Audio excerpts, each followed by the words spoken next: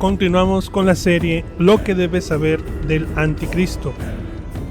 Jeremías, capítulo 39, versículo 2. Y en el 11º año de Sedequías, en el mes cuarto, a los 9 días del mes, se abrió brecha en el muro de la ciudad. Y entraron todos los príncipes del rey de Babilonia, y acamparon a la puerta de en medio, Nergal-Sarecer, Samgar-Nebo, Sarsequim, el Rabsaris, Nergal-Sarecer, el Rabmag, y todos los demás príncipes del rey de Babilonia. Y viéndolos Sedequías, rey de Judá, y todos los hombres de guerra, huyeron y salieron de noche de la ciudad por el camino del huerto del rey, por la puerta entre los dos muros. Y salió el rey Sedequías por el camino del Arabá. Pero el ejército, los caldeos, lo siguió, y alcanzaron a Sedequías en los llanos de Jericó. Y le tomaron y le hicieron subir a Ribla, en tierra de Hamat, donde estaba Nabucodonosor, rey de Babilonia, y lo sentenció. Y degolló el rey de Babilonia a los hijos de Sedequías en presencia de éste en Ribla, haciendo asimismo degollar el rey de Babilonia a todos los nobles de Judá. Y sacó los ojos del rey Sedequías y le aprisionó con grillos para llevarle a Babilonia. Los caldeos pusieron a fuego la casa del rey y las casas del pueblo y derribaron los muros de Jerusalén.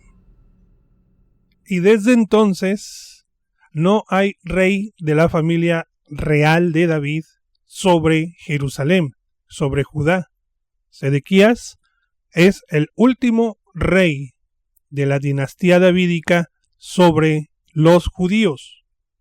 Esta es una de las principales consecuencias de la apostasía de Judá, el reino del sur, la pérdida de la corona real sobre los judíos.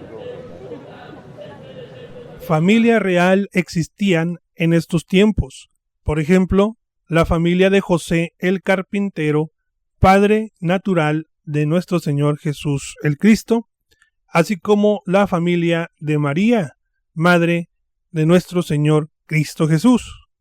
Ellos fueron llevados cautivos a Babilonia y regresaron 70 años después del cautiverio a Jerusalén.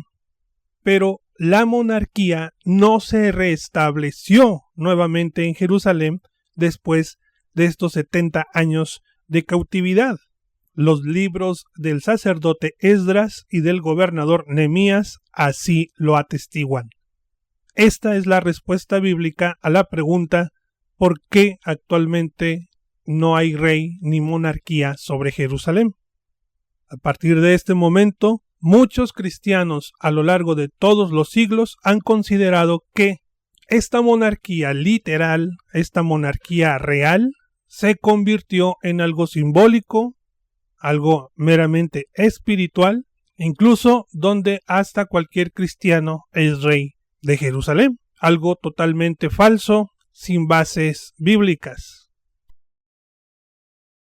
La familia real es muy extensa, tal como Dios lo anunció al profeta Jeremías, de tal forma que aunque el trono sobre Jerusalén, la corona real, haya sido cortada de entre los judíos y sobre los judíos, eso no significa que la familia real haya desaparecido y tampoco significa que haya dejado de reinar sobre Israel.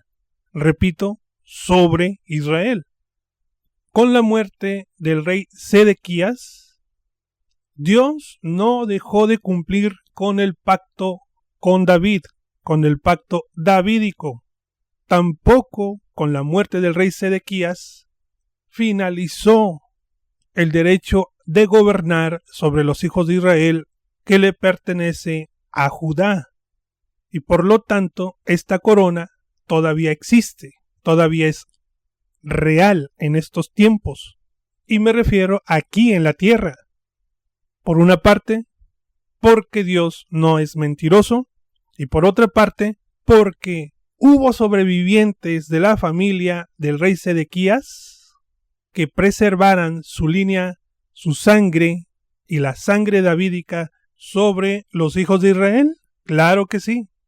Y bueno, antes de continuar, queremos nuevamente hacerle la invitación a que se inscriba a este canal. Estamos haciendo un esfuerzo por ministrar la palabra de Dios, creando contenido original que sea para edificación.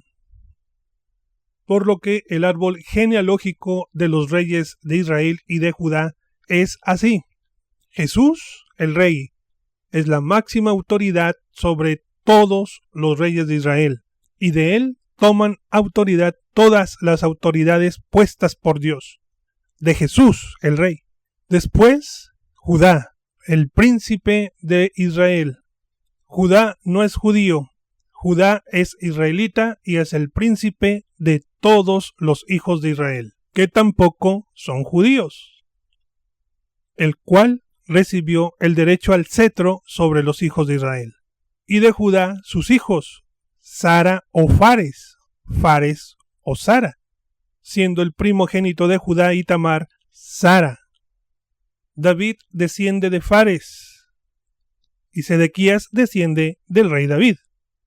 Pero, de acuerdo a Jeremías capítulo 39, escritura con la que iniciamos este tema, después de Sedequías ya no hubo ninguno de sus descendientes varones que gobernaran sobre Jerusalén, sobre los judíos, porque Nabucodonosor dio muerte a los príncipes y a los nobles de Judá, y a Sedequías lo llevó preso a Babilonia. Y por la otra línea genealógica, la de Sera o Sara, hermano varón gemelo de Fares, Darda y Calcol, se apartaron de los hijos de Israel, se apartaron de las tribus de Israel para vivir en Grecia, en Troya y en Atenas, respectivamente. Pero entonces, ¿cómo es que Dios iba a cumplir con el pacto davídico y con el derecho divino de los reyes provenientes de Judá? Libro del profeta Jeremías, capítulo 41, versículo 10. Después llevó Ismael cautivo a todo el resto del pueblo que estaba en Mizpa, a las hijas del rey. ¿De cuál rey? Del rey Sedequías, y a todo el pueblo que en Mizpa había quedado, el cual había encargado Nabuzaradán, capitán de la guardia, a Gedalías, hijo de Ahicam. Los llevó, pues, cautivos Ismael, hijo de Netanías, y se fue para pasarse a los hijos de Amón. Pero entre los sobrevivientes de los judíos, vemos a las hijas del rey Sedequías entre todo el pueblo. Sangre real con derecho al trono de Israel. ¿Se fija? Jeremías capítulo 43, versículo 4. No obedeció, pues, Johanán, hijo de Carea, y todos los oficiales de la gente de guerra y todo el pueblo, a la voz de Dios para quedarse en tierra de Judá, sino que tomó Johanán, hijo de Carea, y todos los oficiales de la gente de guerra, a todo el remanente de Judá, que se había vuelto de todas las naciones donde habían sido echados para morar en tierra de Judá. Versículo 6. A hombres, mujeres y niños, y entre ellos a las hijas del rey. ¿De cuál rey? Del rey Sedequías. Y a toda persona que había dejado Nabuzaradán, capitán de la guardia, con Gedalías, hijo de Ahicam, hijo de Safán, y el profeta Jeremías, y a Baruc, hijo de Neerías. Y entraron en tierra de Egipto, porque no obedecieron a la voz de Dios, y llegaron hasta Tafnes. Así que, muerto el rey Sedequías, muerto sus hijos varones, y todos los nobles de Judá, Dios puso bajo la tutela del profeta Jeremías y de Baruc, hijo de Nerías, a las hijas, a las doncellas, a las jóvenes, hijas del rey Sedequías.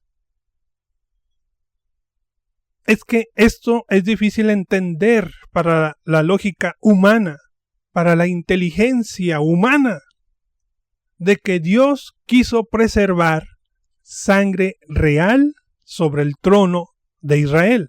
Porque, ¿quiénes eran estas doncellas? Eran descendientes del último rey judío sobre Judá, familia real. Estas doncellas son nietas del rey David. A través de ellas, Dios iba a cumplirle a David su promesa, su pacto. Estas princesas son nietas de Fares. Estas princesas son judías. A través de ellas, Dios iba a cumplir la promesa hecha a Judá de que nunca faltaría un descendiente suyo sobre el trono de Israel. Repito, esto es difícil de entender para la mente humana, mas para Dios nada es imposible. Dios quería poner fin al reinado malvado de Sedequías sobre Judá, y muy seguramente sus hijos varones llevaban la misma enseñanza malvada de su papá. Pero al mismo tiempo, Dios tenía pactos que cumplir, promesas a los patriarcas que él estaba dispuesto a respetar. Así que Dios tenía preparado un renuevo para que esta monarquía que llevaba malos caminos se renovara, cortar de raíz la maldad de la monarquía de Sedequías para restaurar la monarquía, porque esta corona, este trono, le pertenecen a él, y Dios no iba a permitir que su corona fuera utilizada de una manera negativa.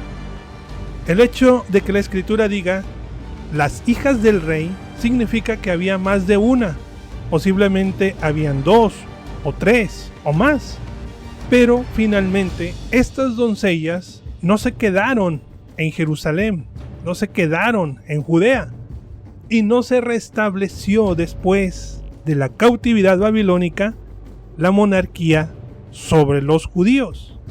Entonces, ¿a dónde fueron estas doncellas? ¿A dónde fue la sangre de David para continuar gobernando sobre los hijos de Israel?